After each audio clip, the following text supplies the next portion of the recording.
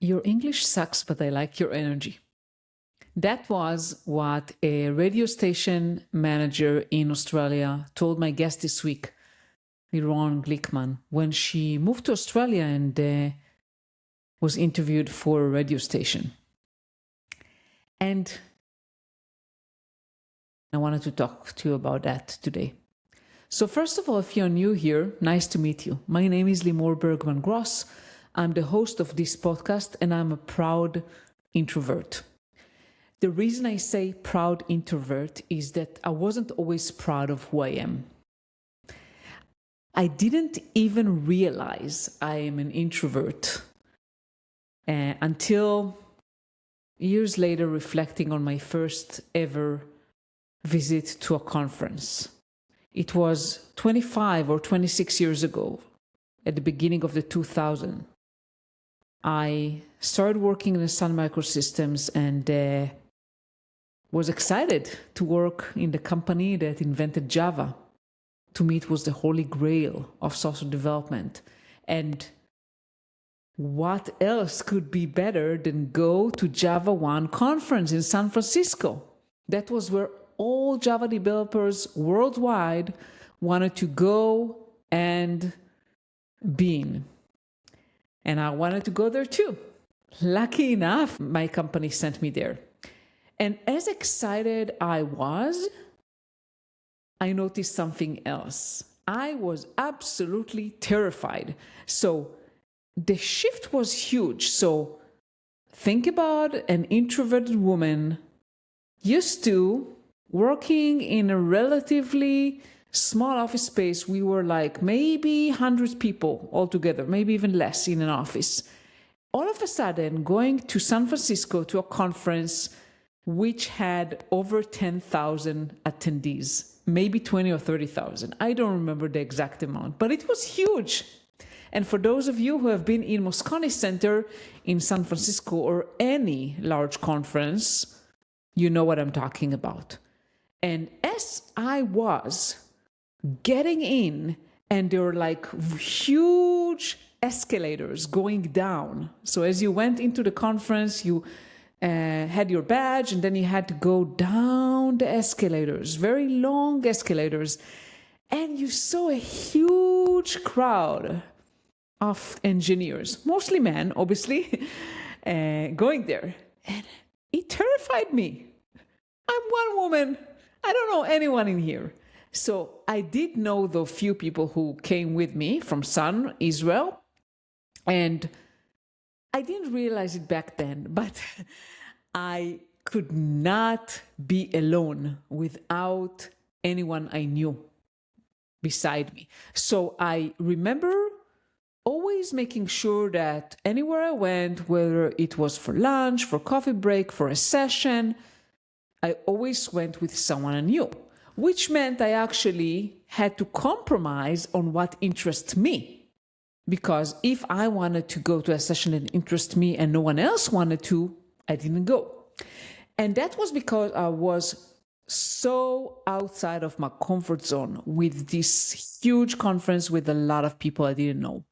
And it was a huge step up for me back then.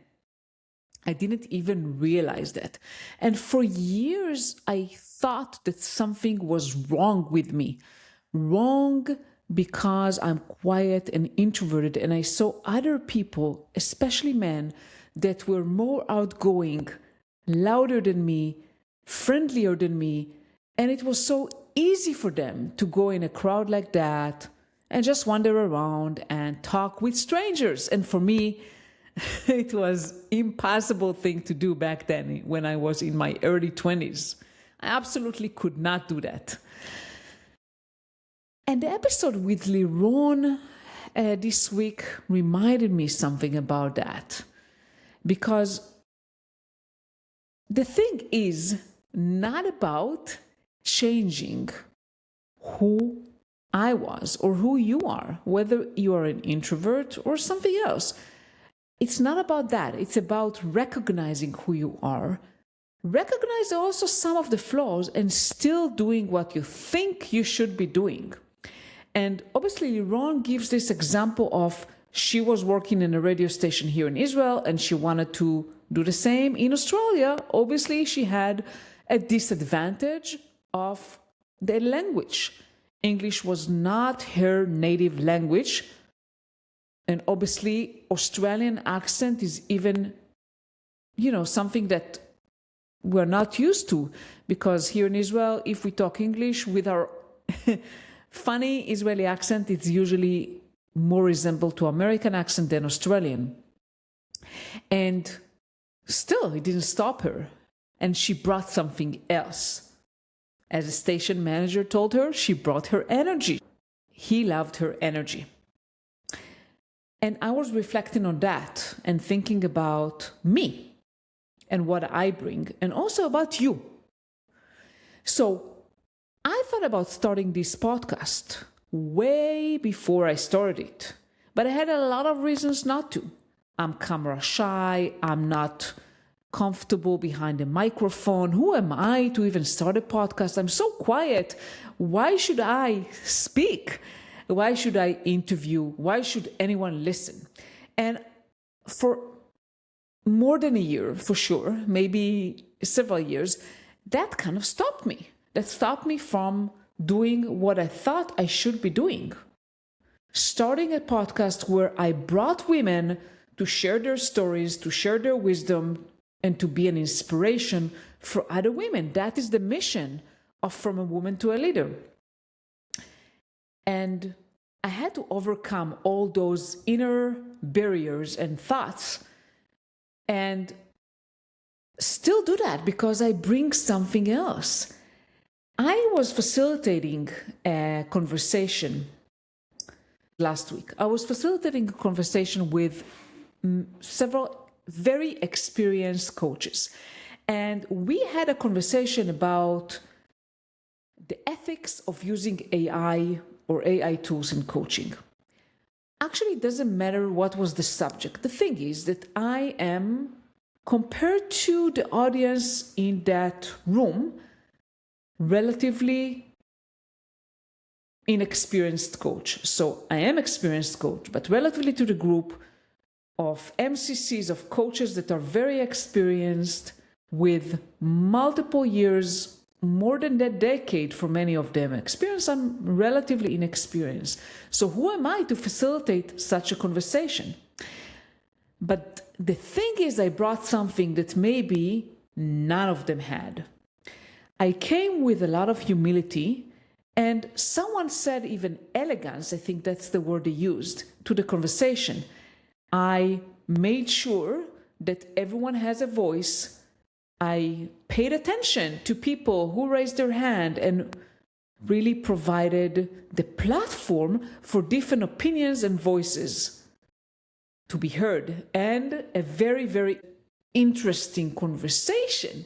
And after that session, several participants reached out to me directly and messaged me about how incredible I was as a facilitator.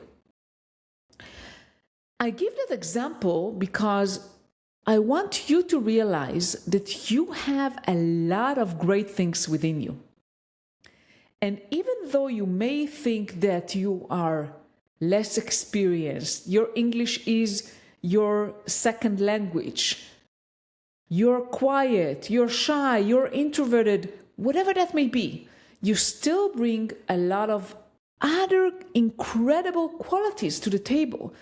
And instead of focusing on what you don't have or on the things that you see as faults, try to focus on the things that you bring, the gifts that you bring. And thinking back on this podcast, I bring the gift to a lot of women because I bring them the stage to speak, share their stories, share their wisdom, share their books that they are writing, the incredible work they're doing. And I do that while giving them the stage, the space, having a conversation and listening to them. And I bring myself. And even though English is not my first language and I'm shy and introverted, I'm still able to do that and get a lot of appreciation and thanks from the women that I interview. Going back to you. What are the things that you want to do? And what are the things that are holding you back? So if you want to do something and you don't do it, ask yourself, what am I afraid of? What is holding me back? What is the first thought that comes to my head when I think about doing the thing that I want to do and not do? So for the podcast, for example, I was procrastinating for so long because I thought maybe it's too hard. Maybe I don't have enough to share. Maybe I'm not important enough for people to listen to. Maybe I'm not good enough as a host. There are a lot of thoughts that went to my head, and I was terrified that I would produce something that no one will want to listen to and will be judged for doing something that is not good. 3.5 years later, I can tell you that maybe some people don't like what I'm doing or don't listen, and that's perfectly fine. I'm not trying to please everyone. But those who do tell me they gain a lot from this podcast. And as I said, the women who I'm interviewing thank me a lot.